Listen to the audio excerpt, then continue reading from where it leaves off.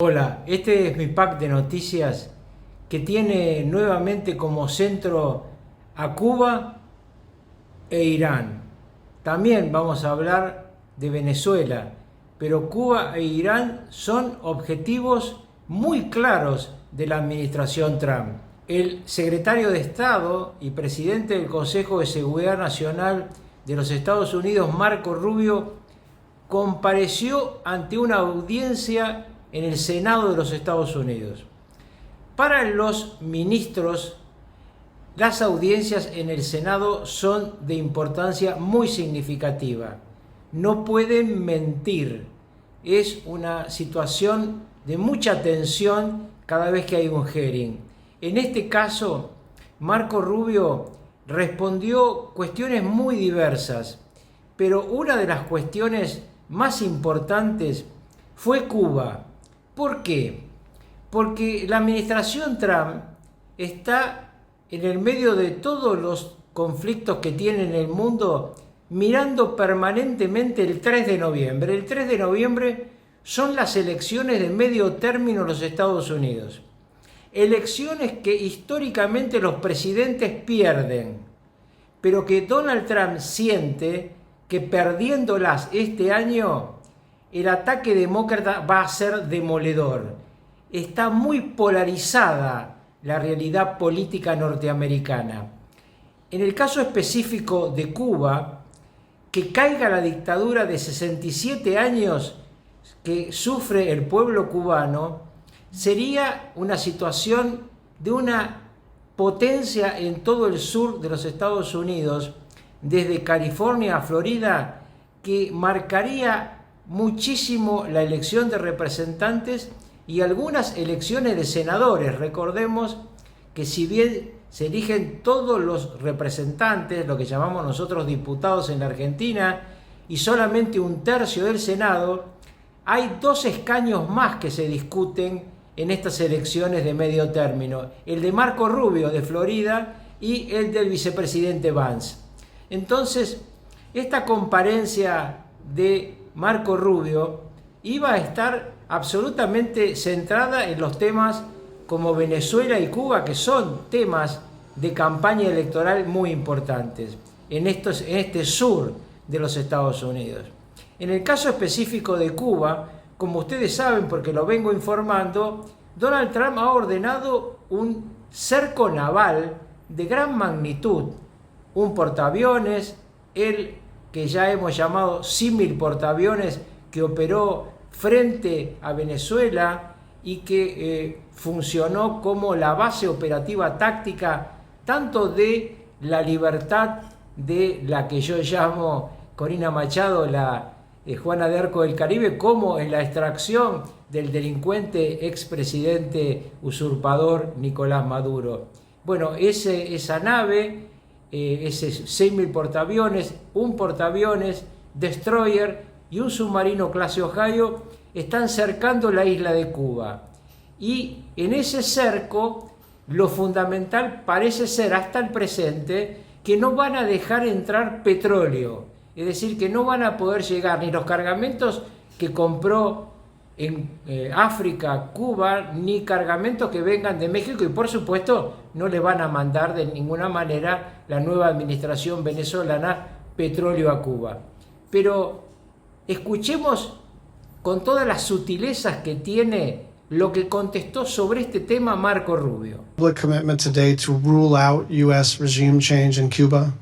Regime change? Yes. Oh no, I think we would love to see the regime there change. We would like to. That doesn't mean that we're going to make a change, but we would love to see it change. There's no doubt about the fact that it would be of great benefit to the United States if Cuba was no longer governed by an autocratic regime. But you know what we mean by regime change. We don't mean I wish someone else were in charge. When we talk about regime change, we're talking about using the power of the United States, usually kinetic power, but often other kinds of coercion.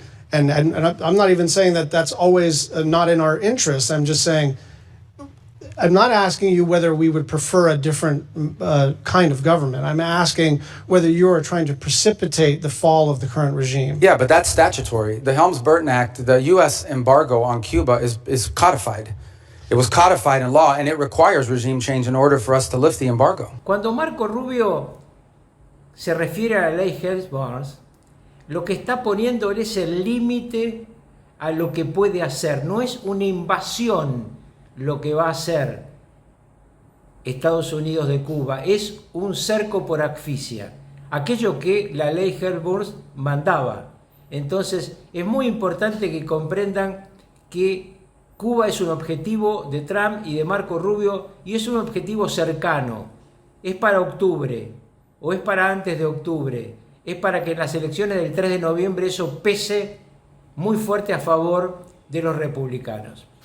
Pero el otro punto central de esta situación de tensión es claramente Irán, porque ahí ya no estamos hablando de las declaraciones de Marco Rubio, estamos hablando del ultimátum que ha hecho el presidente de los Estados Unidos a Irán, con condiciones que Irán no puede aceptar.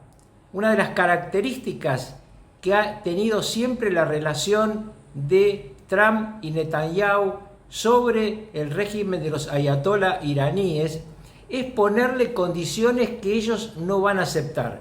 Entonces, en la primera oportunidad, con condiciones muy duras que Irán no aceptó o demoró, llegó el bombardeo Martillo de Medianoche, aquel bombardeo que en su momento yo conté con mucho detalle, 35 horas de vuelo, reaprovisionamiento en vuelo de los aviones fantasmas, bombardeo de las 3 centrales de enriquecimiento de uranio. Bueno, ahora otra vez Trump pone condiciones que Irán no puede aceptar. Y de eso se trata la siguiente etapa de este conflicto. ¿Va a haber un ataque o no de Donald Trump? Por supuesto, un ataque quirúrgico, no una invasión, como algunos suponen. Un ataque quirúrgico como el que implicó la extracción de Maduro, pero no ahora para extraer un líder, o quizás sí, sino fundamentalmente para destruir las bases de ataque de Irán, para que Irán no pueda responderle ni al portaaviones Abraham Lincoln, que ya está en zona de combate, ni a su flota, se decía que iba a atacar con enjambre de drones, ni tampoco pueda hacerle un daño excesivo a Israel. Israel se queda como segunda hipótesis, es decir, si Irán ataca, Israel va a atacar. Y Netanyahu ya ha dicho que el ataque será demoledor. Algunos analistas suponen que Israel, ante un ataque de gran magnitud de Irán, podría utilizar un artefacto nuclear. Vamos ahora al tercer punto de este informe de noticias, que es Venezuela. Sobre Venezuela también respondió el secretario de Estado de los Estados Unidos y presidente del Consejo de Seguridad Nacional en ese hearing en el Senado al que me referí cuando hablaba al comienzo de este informe de Cuba. Y ahí volvió a ser muy claro: va a tener que ir Delcy Rodríguez hacia la democracia, va a tener que liberar a los presos y va a tener, no lo dijo esto, pero va a tener que modificar la cúpula militar para que la DEA pueda certificar que los nuevos ascensos de los generales que van a ir a cada uno de los distritos de Venezuela no estén vinculados al narcotráfico. Pero además de lo que ahora van a escuchar, tengan presente que ayer Marco Rubio volvió a conversar con Corina Machado. Es decir, que empieza a moverse las piezas políticas dentro de una Venezuela que a cada rato trata de corcovear para sacarse el jinete norteamericano de arriba. Pero si la yegua corcovea demasiado, se la van a comer. Bueno, hasta la próxima, y espero que sigan estos temas, porque son temas que vale la pena ampliar en otros medios de comunicación. Ahora, escuchen, para cerrar esto, primero a Marco Rubio hablando de Venezuela, y luego, como detalle simpático, lo que dice Cayetana Álvarez de Toledo en el Congreso de España respecto a Delcy Rodríguez y Rodríguez Zapatero. Have elections. You can have elections all day. But if the opposition has no access to the media, if opposition candidates are routinely dismissed and unable to be on the ballot because the government, those aren't free and fair elections. That's the end state that we want. Free, fair, prosperous, and friendly Venezuela. We're not going to get there in 3 weeks. It's going to take some time. To that end, the authorities there deserve some credit. They have passed a new hydrocarbon law that basically eradicates many of the Chavez-era restrictions on private investment in the oil industry. It probably doesn't go far enough to attract sufficient investment, but it's a big step from where they were 3 weeks ago. So that's a major change. We made multiple attempts to get Maduro to leave voluntarily and to avoid all of this. Because we understood that he was an impediment to progress. You couldn't make a deal with this guy. Acknowledging is that today, as it stands, whether we like it or not, the elements of control in that country, the people with the guns, the people that control the guns and the institutions of government there, are in the hands of this regime. So we either, on the one hand, we're getting criticized. Some people are saying we don't want regime change. On the other hand, we're being criticized for not undertaking regime change. Mr. Secretary, what we're trying to trigger here is a process of stabilization, recovery, and transition to something where Maria Corina and others can be a part of. You and that's what we're working for. respect. To be clear, and I'll share with you what I've shared publicly. We made multiple attempts to get Maduro to leave voluntarily and to avoid all of this because we understood that he was an impediment to progress. You couldn't make a deal with this guy. Okay? This guy has made multiple deals. He's broken every one of them. He's just simply not a guy you can make a deal with. He had no intent of keeping it. What he wanted to do was tap us along and buy 3 years of time until he could deal with a new administration that he thought may be more favorable, etc. Señor Rufián, cuando usted acusa a Trump de dar un golpe de Estado, habla como especialista, como perito en golpismo, ¿no? Año 2017. Y una cosa más, antes de cuestionar la dignidad de María Corina Machado, mírese largamente al espejo y lávese la boca. Pachi, si tú le enseñas a Pedro lo que es una nación, yo te enseño a ti lo que es una democracia. Y ahora sí, señor Álvarez, habla de tomar el pelo. ¿Sabe lo que es tomar el pelo a los venezolanos?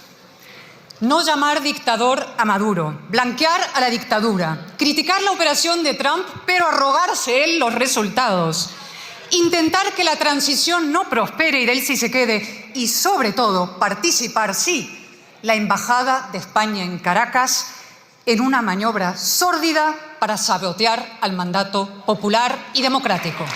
Se lo repito por si no lo ha entendido bien. Trump extrajo de Venezuela al usurpador de la presidencia, ustedes extrajeron al presidente legítimo.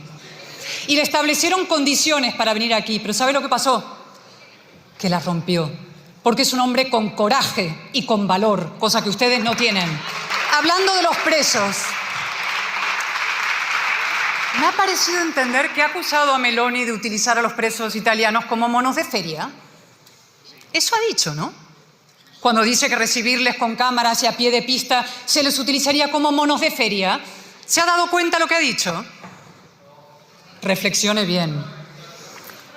Zapatero. ¿Quieren saber lo que opinan los venezolanos referentes de las fuerzas democráticas de Rodríguez Zapatero? Antonio Ledesma lo llamó titiritero de Maduro, una sombra muy oscura. Leopoldo López, al que ha citado usted aquí, lo llamó vocero de la dictadura. Lorenz Salé, preso político, torturado, operador político de la tiranía. Sergio Contreras, también torturado, lo llamó el mayor enemigo de la libertad en Venezuela y contó sus prácticas. Julio Borges, que estuvo en aquel primer proceso dominicana de negociación, dice, ha sido siempre un representante de los intereses de Maduro. A mí me amenazó, me dijo, tú no has conocido mi peor lado, vas a ir preso, vamos a ir con tu familia. ¿Sigo? Sí, sigo. María Corina Machado. ¿Sabe lo que dijo hace poco ella? A estas alturas solo espero que se haga a un lado y permita que los venezolanos podamos liberar con dignidad a todos nuestros presos políticos y a los 30 millones de venezolanos. Zapatero ha sido el gran blanqueador de la dictadura con ustedes. Y añado más, siempre utilizan esa vía espuria, ¿no? El diálogo, las palabras bonitas para revestir la maldad. Léase usted el impresionante discurso del presidente del Comité del Premio Nobel de la Paz. Léalo, lo ha hecho. Lo ha hecho, señor Álvarez, lo ha leído. El párrafo donde dice, en los sistemas autoritarios, el diálogo puede conducir a mejoras, pero también puede ser una trampa. El diálogo se utiliza a menudo para ganar tiempo, generar división y controlar la agenda. Exactamente lo que ha hecho Zapatero y lo que han hecho ustedes. Zapatero participó en una veintena de procesos. Todos sirvieron para dar oxígeno a la dictadura. Llaman diálogo a la claudicación, discreción a la corrupción, paz a las cárceles, estabilidad a los cementerios, fascistas a los demócratas y amigos a los torturadores. Estos sí responden con cariño muchas veces. Delcy ha llamado a Zapatero mi príncipe de las tinieblas. A Coldo lo ha llamado K, con una confianza corrupta. Por curiosidad, señor Álvarez, ¿a usted cómo lo llama? ¿A? ¿De acólito? ¿De aliado? ¿De adlátere? ¿De alcahuete? Se ha vuelto a postrar aquí dentro, en esta Cámara, ante una torturadora. Y acabo ya. Con una última cosa. Un dato, a veces hay un dato que lo resume absolutamente todo, ¿no? Que a mí me impresionó, debo decir, profundamente. Pedro Sánchez no fue capaz de felicitar a María Corina Machado por el Premio Nobel de la Paz. Y mire que era fácil, un simple tuit. Los periodistas en una entrevista le preguntaron, ¿por qué no ha felicitado a la Premio Nobel? Y él dijo, no, yo es que nunca felicito a los Nobeles. 5 segundos en su timeline bastaron para desmentirlo. Había un reguero de felicitaciones. La pregunta es, ¿por qué? ¿Por qué prefirió quedar como un mentiroso compulsivo, que lo es, antes que irritar a la cúpula criminal chavista? ¿Tan cogido lo tienen? A ver si hablan el Pollo Carvajal y José Luis Ábalos y todos los demás y Maduro y nos lo cuentan. Y acabo con una cosa. Mire, nosotros también, señor Álvarez, queremos a Maduro de vuelta en Venezuela. Lo queremos con Delcy Rodríguez, con Jorge Rodríguez y con Diosdado Cabello. Los 4 en el helicoide. Hasta la próxima.